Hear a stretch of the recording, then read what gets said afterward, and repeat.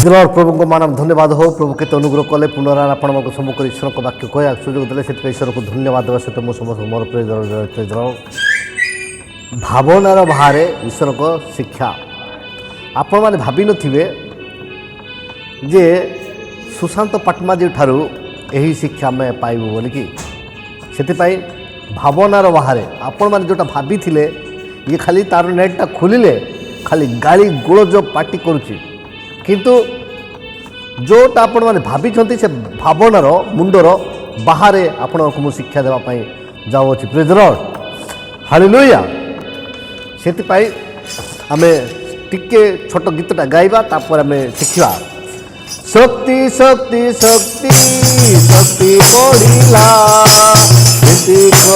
दिन रे शक्ति बढ़िला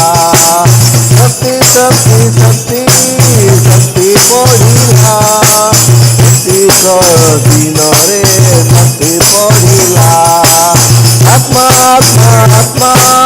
आत्मा बढ़िला आत्मा आत्मा आत्मा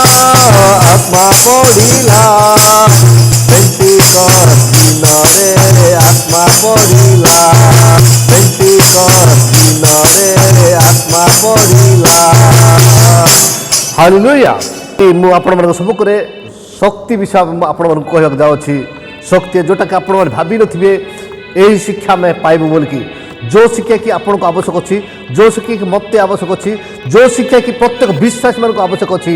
से वाक्य मुझे कहवाक जाऊँगी प्रथम करंती 4:20 पद कारण ईश्वर को राज्य वाक्य नुहे शक्ति रे प्रकाश पाए प्रभु पठित वाक्य आम समस्त को आशीर्वाद करूँ आम देखूँ जे कारण ईश्वर को राज्य वाक्य नुहे शक्ति रे प्रकाश पाए शक्ति आ शक्ति केमती आसे जो जीशु पृथ्वी थिले कहले जे मु जाऊँगी किंतु मु गले पिता को अनुरोध करी से कौन करेंगे शक्ति प्रदान करेंगे तापर तुम्हें कौन हेब मो पाई साक्षी हेब प्रेरित 1:8 पदर कहले शक्ति प्राप्त हेब आज शिक्षा को आपण मन ध्यान देकी आप लक्ष्य रखु एवं जो शिक्षा एवं जो प्रश्न आपण अंतर बाहर ताहा मते लिखि पठाइबे से प्रेरित पौल करंती मंडली प्रथम थर लिखुं प्रथम करंथम करंती 4:20 पद लिखिले कारण ईश्वर को राज्य वाक्य नुहे शक्ति रे प्रकाश पाए एवं प्रथम करंती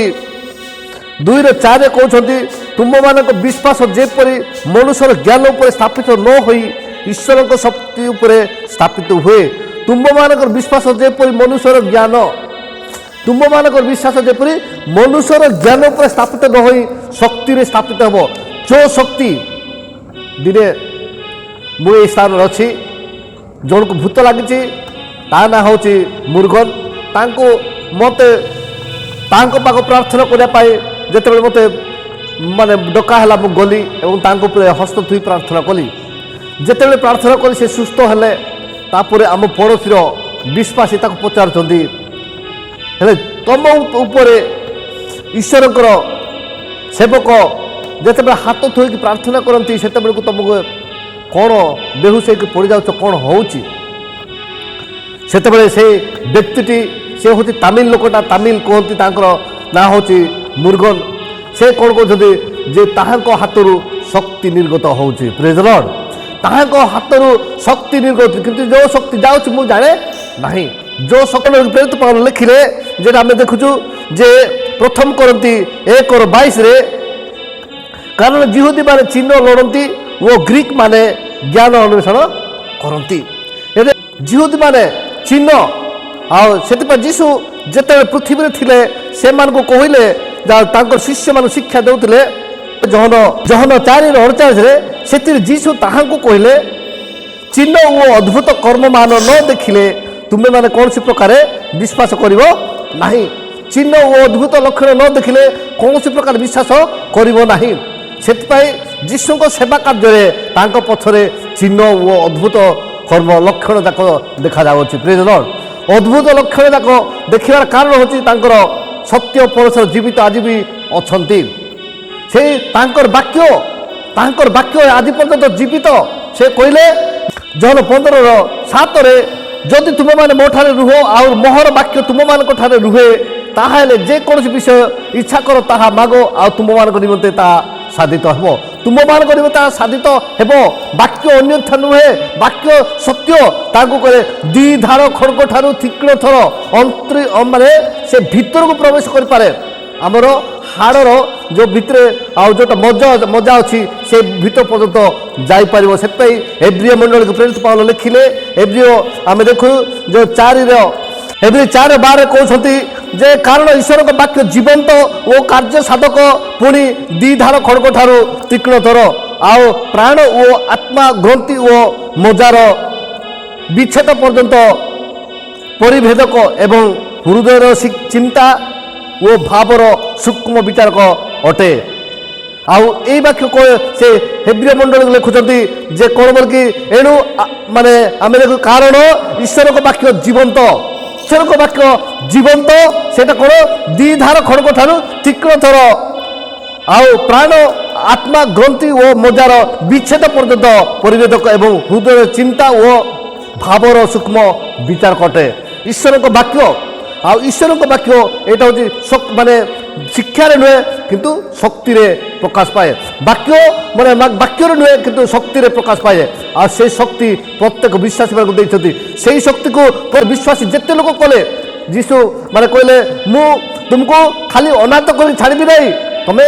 ଯେଉଁ ବାପା ଥିବା ସନ୍ତାନମାନଙ୍କୁ ଯଦି ବଞ୍ଚିବା ପାଇଁ ମୁଁ କ'ଣ ପିତାଙ୍କୁ ଅନୁରୋଧ କରିବି, ସେ ପବିତ୍ର ଆତ୍ମା ପଠାଇବେ, ସେ ଶକ୍ତି ଦେବେ। ତମେ ଯେତିକି ତାଙ୍କ ପଛରେ ମାନେ ତାଙ୍କ ସନ୍ତାନଙ୍କ ପଛରେ ଯଦି ତାର ବାପା ଠିଆ ହେଇଥାଏ, ତାର କୌଣସି ପ୍ରକାର ତାର ସନ୍ତାନ ଭୟ କରିବ